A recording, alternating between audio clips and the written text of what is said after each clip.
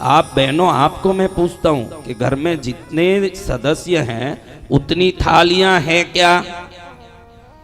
हाँ, जोर से बोलो बहनों। आज अभी रात में मैं फ्लाइट पकड़ के निकल जाऊं, कल हाथ मलती रह जाओगी कि किससे बात करूं, मेरे गुरु तो चले गए, फिर हाथ मलती रहोगी। अभी बोलो जो बोलना है। घर में जितने सदस्य हैं उतने थाली है क्या? उतने में भी रोटी पड़ती है क्या? उस पर सब्जी गिरती है क्या? दाल पड़ता है क्या? तो घर में जितने देवता है उतने दिए हैं क्या? हाँ, क्या आपके घर के सदस्यों से भी गए बीते हैं वो देवता? नहीं तो फिर क्यों नहीं है दिए? या तो जिनको रखा है उनकी महिमा को समझो, नहीं तो मत रखो। ये दो में एक काम करो, रख के परेशान हो तुम लोग। एक बड़ा बलवान आदमी को घर में रख लोगे और उसको रोटी पानी नहीं पूछोगे, वो अपना बल लेके गुपचुप बैठा रहेगा? क्या करेगा?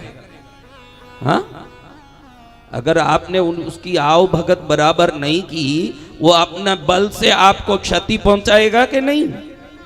आप में आधे लोग दुखी इसलिए नहीं हो कि दुख आ रहा है, इसलिए हो कि भक्ति गलत करते हो, भक्ति का सही समझ नहीं है। एक घर में मैं गया, बहुत निवेदन किया था, गुरु महाराज आइए हमारे घर में, आइए पधारिए। वैसे तो कहीं जाता नहीं, माँ ने कहा जा बेटा जा, तुझे यहाँ एक शिक्षा मिलेगी। मैंने कहा मुझे शिक्षा?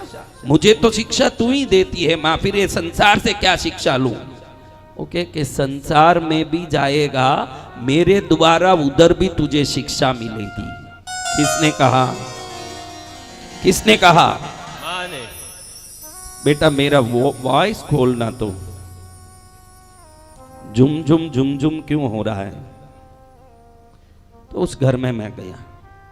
अब उस घर में जाके देखूं तो कई फोटो लगे हुए हैं महाराज, आपके भी होंगे। आपके किसके घर में एक ही फोटो है, दूसरा फोटो ही नहीं? वो सब हाथ ऊंचा करो।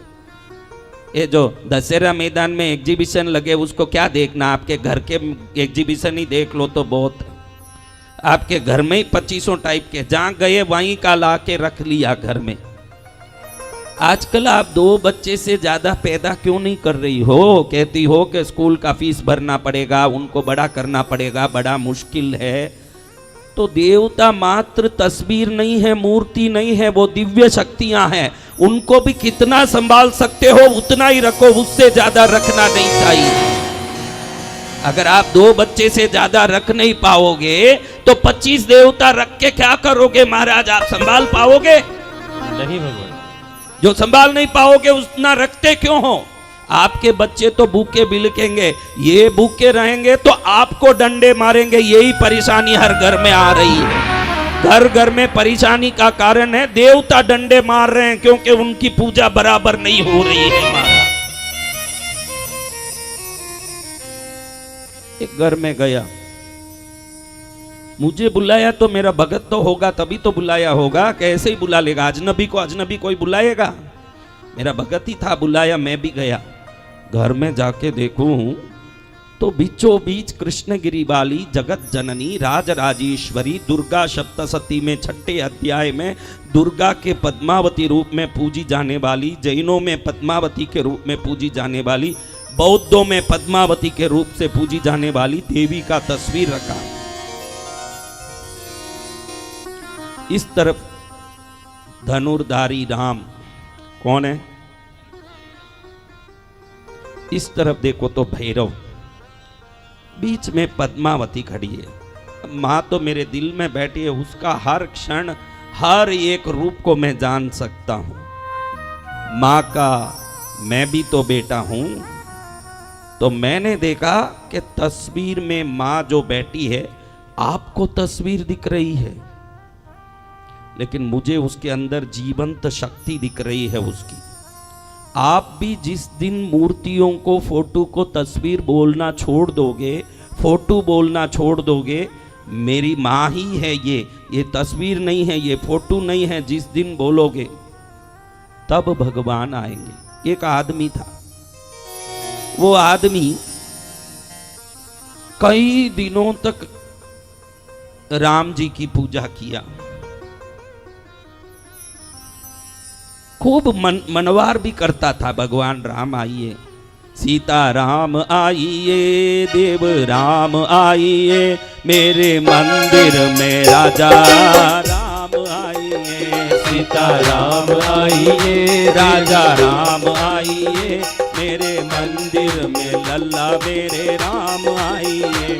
अब खूब प्रार्थना करें, राम आते दिखे नहीं। तुरंत इसने सोचा कि 10 साल लगाया इनके पीछे, आए तो है नहीं, क्यों रखूं भाई इनको, जो मेरे काम का नहीं। आप भी तो यही करते हो, किसी देव की पूजा शुरू की, अगर उसमें कोई फायदा नहीं दिखा, आप उसको आगे करते हो क्या? बोलो करते हो क्या? कुछ भी फायदा नहीं फिर भी भक्ति करूं, वही निस्वार्थ भक्ति है। हमारी भक्ति ऐसी है क्या? लेकिन आज एक बात समझा दूं, आप सोचते हो कि मैं वहां जा रहा हूं, उज्जैन जा रहा हूं, बनारस जा रहा हूं, पूजा कर रहा हूं, कोई फायदा नहीं मिल रहा तो अब मैं वृंदावन जाऊं, आप ऐसे सोचते हो। असली में होता क्या है? आप सोचते हो कि हर पूर्णिमा जा रहा था, कुछ फायदा नहीं दिख रहा तो अब दूसरी जगह जाऊं। लेकिन जिन देवताओं की आप सेवा में जा रहे हो, उनको तो पहले से ही मालूम है ना कि आप कितनी पूर्णिमा आओगे। आप सोच रहे हो कि उधर से कुछ नहीं मिल रहा इसलिए मैं ना जाऊं, वो सोच रहे हैं कि तेरा पूर्णिमा बाद आने वाला ही नहीं है तो मैं क्यों दूं। तो आपसे श्याने ज्यादा हैं देवता, ये समझ लो। भक्ति परमानेंट करो। भक्ति कैसे करना? परमानेंट। क्योंकि आप कितने दिन आओगे उनको पहले ही मालूम है। आप सोचते हो नहीं दे रहे मुझे नहीं जाना है, वो सोचते हैं ये नहीं आएगा मुझे क्यों देना है। इसलिए जिसको भी पकड़ो न, इतना मजबूती से पकड़ो, अगर आप छोड़ना चाहो तो भी वो ना छोड़े, ऐसे पकड़ो। जय गुरुदेव। कैसे पकड़ना? मुझे कस के पकड़ लो हाथ, छुड़ाऊं तो छुड़ाया नहीं जा, मेरा कस के पकड़ लो हाथ, छुड़ाऊं तो छुड़ाया नहीं जाए, छुड़ाऊं तो छुड़ाया नहीं जाए, छुड़ाऊं तो छुड़ा। सभी घर के देवताओं को बोल दो, प्रभु मेरे मन में कभी कभी द्वेष आ सकता है, प्रभु मेरे मन में कभी कभी आपकी श्रद्धा में कमी आ सकती है, आप कुछ दो मत दो, पहले कृपा इतनी दो कि आपकी भक्ति कभी छूटे नहीं, ये आशीर्वाद मुझे दो। जय जय गुरुदेव। क्या आशीर्वाद मांगना? भक्ति कभी ना छूटे, कभी भक्ति ना छूटे महाराज मेरा, ये आशीर्वाद जरूर मांगना। अब इसने देखा आप जैसा ही भगत था, राम की खूब पूजा की। क्या? किसकी पूजा? अच्युतम केशवम राम नारायणम। हाँ, सब समझते हैं, सब समझदार आए हैं। इंदौर में इतनी कथाएं होती है कि सुन सुन के कान भर चुके हैं सबकी भक्ति से, लेकिन कान भरने से कुछ नहीं होगा, दिल भरना पड़ेगा आपको भक्ति में। कान तो कुत्ते गधों के भी भरते हैं। देखो, एक बैल दूसरी गाय को मैं ऐसे करती है, उसका कान नहीं भरता है। पशुओं के भी कान में आवाज पहुंचते हैं, मनुष्य के ही दिल भर सकते हैं। आप ये ध्यान रखने जैसी बात। अब इसने भगवान की बहुत भक्ति की, राम जी आए नहीं, सोचता आज आएंगे, फिर सोचे कल आएंगे।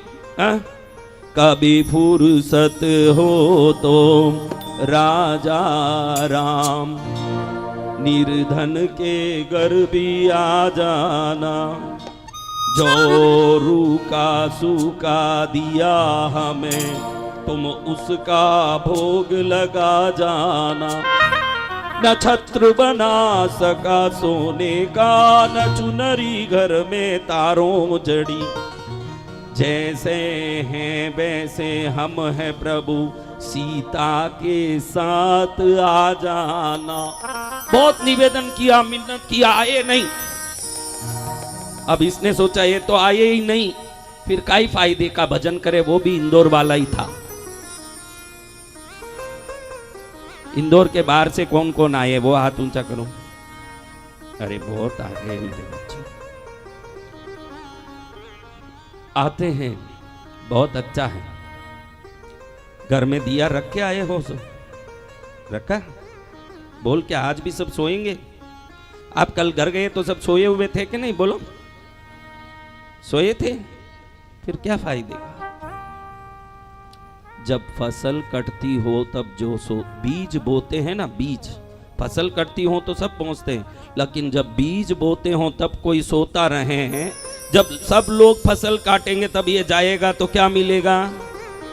इसने बीज बोया तो कुछ मिलेगा?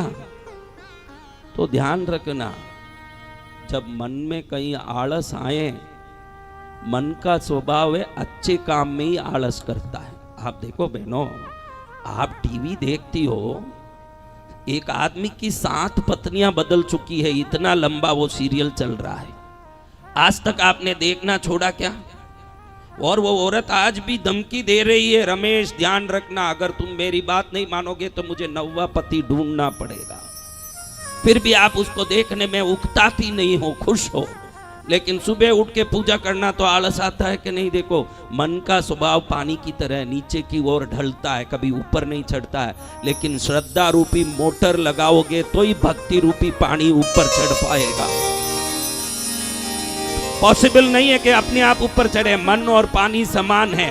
गंदी चीजों में दिमाग जाता है। देखो, बूढ़े बैठे हैं जिनके दांत गिर गए, विकार खत्म नहीं हुआ, मैं कह सकता हूं, दांत ही गिर गए, अब कोई काम का आदमी नहीं है, कोई चीज में शक्ति नहीं है, फिर भी आज भी नजर इस तरफ जाता है। भाई जो है, इतनी बात क्या, जगदम्बा के हरसिद्धि के शक्तिपीठ में पहुंचा है। साक्षात जगत जननी वहां बैठी है, त्रिशूल शंख चक्र पद्म गदा धनुष बाण लेके बैठी है, तीनों लोकों को चलाने वाली। उस मंदिर में जाके उसके सामने खड़े होके भी उसको नहीं देखता, इस तरफ देखता। हाँ, और देखो, ये इंदौर में ये ट्रैफिक पुलिस निकल जाए तो आपके एक दिन में गति क्या होगी? इंदौर में ये जो ट्रैफिक पुलिस रास्ते में खड़ के ऐसे जा वैसे जा ऐसे जा करते हैं ना, इन सबको निकाल दो एक दिन। एक मुसलमान नालायक ने बोला था, 1 मिनट के लिए पुलिस को हटा दो, हिंदुओं को हम क्या करते हैं बता देंगे। अरे नालायक, किसी पुलिस के भरोसे सनातन धर्म नहीं है। सनातन धर्म अपनी शक्ति से चल रहा है। जय जय गुरुदेव। अब ये ध्यान रखने जैसी बात है महाराज कि 1 मिनट के लिए, 1 दिन के लिए ट्रैफिक पुलिस हटा दें, गाड़ियों का चारों तरफ से अटकाव बटकाव हो जाएगा कि नहीं? तो आपके जीवन में भी ये अटकाव बटकाव मन में संस्कार रूपी ट्रैफिक पुलिस नहीं होने के कारण ही हो रहा है। जब भी मन कहें कि उसको देखो, इसको देखो, उसमें ललचाओ, इसमें लोभ करो, इसमें विकार करो, इसमें पाप करो, जब बोले ना, तुरंत संस्कार रूपी पुलिस वाले को अपने मन में खड़ा हो कि मैं संस्कारी बनूंगा, तभी मेरा कल्याण होगा। जहां ट्रैफिक पुलिस होगा वहां गाड़ियां जाम नहीं होगी महाराज। जय जय गुरुदेव। जहां ट्रैफिक पुलिस होंगे वहां गाड़ियां जाम नहीं होगी। गाड़ियां जाम कहां होती है? हाँ, छोटे हो बड़े हो, मेरा बच्चा छोटा है, ये सब एक छोटे एक बड़े, एक छोटे बड़े, छोटे बड़े हैं, झिल मिल के बैठे हैं। लेकिन छोटे हो बड़े हो, उम्र बढ़ता ही जाता है, इतना लोभ बढ़ता। मैंने बूढ़ों में जितना लोभ देखा है, बच्चों में इतना नहीं देखा। जैसे जैसे उम्र बढ़ा, छूटना चाहिए ना कुछ। हाँ, मर रहा है, माणक चंद मर रहा है, बुलावे पोते को। हाँ, क्या कृष्ण का नाम बोलूं कि तुलसी मुंह में डालूं कि गंगा जल मुंह में डालूंगे? अरे नालायक, डालते रहना। तिजोरी की चाबी बराबर है कि नहीं, ध्यान दे उसको। तो संस्कार रूपी पुलिस हाथ में होना चाहिए। अब देखिए, इन्होंने देखा कि राम तो आ नहीं रहे हैं, तो अब क्या करें? देखा राम के अपोजिट पार्टी में कौन है? बोलो, राम के अपोजिट पार्टी में कौन है? बताओ, बोलो जोर से। अरे रावण थोड़ी अपोजिट पार्टी है, हम भगवान की श्रेणी की अपोजिट पार्टी बोल रहे हैं। आप तो अपने श्रेणी की अपोजिट पार्टी का नाम ले रहे हो। मैंने आपकी पार्टियों में एक पार्टी का नाम थोड़ी लिया। रावण तो मनुष्यों में है, मनुष्यों में यानी मनुष्य लोक में जो लंका थी वहां जन्मे, दानव हो राक्षस हो, थे तो पृथ्वी में। मैं पृथ्वी वालों की बात नहीं कर रहा हूं, राम जैसे वैकुंठ में रहने वाले, ब्रह्मलोक में रहने वाले, महालोक में रहने वाले। राम की अपोजिट पार्टी कौन सी है? हाँ, शिव जी। तो इसको लगा लोग भी इनको भोलेनाथ बोलते हैं। मैंने तो पहले ही इनको पकड़ लिया होता तो अच्छा होता, भोले थे आ भी जाते। अब मैं इनको पकड़ा इतने दिन, 10 साल बिगाड़ा, अब मैं शिव जी को पकड़ूंगा। उसने राम जी की मूर्ति के पास अब शिव जी लाके बैठा दी। आप ये सब करते हो कि नहीं? देखो थोड़ा टटोलो आप, मैं आपकी कहानी बता रहा हूं। ये कहानी और किसी की नहीं, आपकी आत्मकथा है। क्या है? आत्मकथा है। हाँ, क्योंकि आज बहुत बड़ी ऊर्जा लेनी है। आज एक विशेष बात बता दूं बहनों, आप कौन कौन चाहती हो कि आपके घर में मैं आऊं? हम सभी चाहते हैं भगवान। अब देखो, तुम नहीं चाहते हो क्या रे नालायकों? मैं इस तरफ मुंह किया ना तो ये सब भाई वहां हाथ नीचे डाल के बैठे हैं। नीचे कुछ नहीं है, नीचे यानी धरती का बात कर रहा हूं। तुम और कोई नीचे सोच लोगे तो अलग बात। नीचे कुछ नहीं है, जो है सब ऊपर है। कहाँ है? ऊपर है। तो कौन चाहते हो मैं आऊं? चलो कैसे आता हूं आपको बताता हूं। अभी थोड़ी देर में आप मुझे याद दिला देना मैं आने की बात। पहले अपन शिव जी की बात कर लेते हैं। त्रिशूलधारी, डमरूधारी, भगवान शंकर को लाके बैठा दिया, पूजा चालू किया, धूप जलाई। अब ये धूप निकलेगी तो चारों तरफ फैलेगी कि कहीं एक जगह जाएगी? चारों तरफ। चारों तरफ फैली तो ये धूप निकलते निकलते राम जी की तरफ भी गई। इसको लगा कि जो आया ही नहीं 10 साल से उसको क्यों धूप सुंगाऊं। जब 10 साल से नहीं आया है, इतना धूप लिया, चंदन लिया और हमने मंगला आरती की, शयन आरती की, राजभोग लगाई, सब किया। रामनवमी पर बहुत बड़ा 56 भोग लगाया। अब ये सोचा कि मैंने 56 भोग भी लगाया। कितने भोग? केसरिया बर्फी कला कंद्रपड़ी पेटा इमरती बालू शाही लाडू बुंदिया जलेबी रसगुल्ला मोती पाक रसमलाई गुलाब जामुन शक्करपारा घेवर न्यारा न्यारा दाल मोट पकौड़ी कचौड़ी भुजिया पापड़ चिबड़ो बड़ी राबड़ी साग सांगरी को बाजरी को खिचड़ो रायता में जीरा को तड़को पीवो मार सबड़ को आम अमरूद अंगूर अनानस पनस नार दरिया केला सेब पपीता चिक्कू संतरा ने मौसम्बी रसदार दरिया काकड़िया ने लाल मतीरा खर्चो माकर खीरा बादाम पिस्ता ने नोजा खुरमा ने खोपरा ने छुमारा ले वो जीम छूटने आचमन करने थोड़ो सो आराम ले वो सौंप इलायची हाजिर कर दी साग मिश्री धरती थोड़ो नागरियो पान चबाओ जीमो जी राम जी भोग लगाओ। और सतगुरु भगवान की। अरे बहुत खिलाया प्रभु, आप आए नहीं। फिर आपको मैं धूप लगा के कोई मतलब नहीं है। इसने क्या किया कि राम जी शिव जी को लगाया हुआ धूप ले रहे हैं, मन में गुस्सा आ गया, रुई के फुम्बे लिए 2 और राम जी के नाक में कसोड़ दिया। यानी राम जी को धूप जाना नहीं चाहिए। अब एक चमत्कार हुआ, जैसे ही धूप नहीं जाना करके रुई लगाई, ऐसे ही रुई घसोड़ना हुआ और राम जी प्रत्यक्ष इसके सामने। जय जय गुरुदेव। इसको लगा कि क्या बात है, साक्षात धनुर्धारी भगवान सारंगपाणी भगवान त्रैलोक्यनाथ वैकुंठवासी राम सामने खड़े हों। इतना ही नहीं, साथ में लक्ष्मण भी है, सीता भी है, चरणों में हनुमान जी भी है। पूजा राम की करता था, पूरी परिवार का दर्शन हो गया। इसको लगा कि मैं पूछ लूं कि इनको रुई इतना पसंद होता, पहले सपने में भी कह देते तो 10 मन रुई ही चढ़ा लेता, इतने 56 भोग का लफड़ा क्यों करता, रुई चढ़ा के निपटता।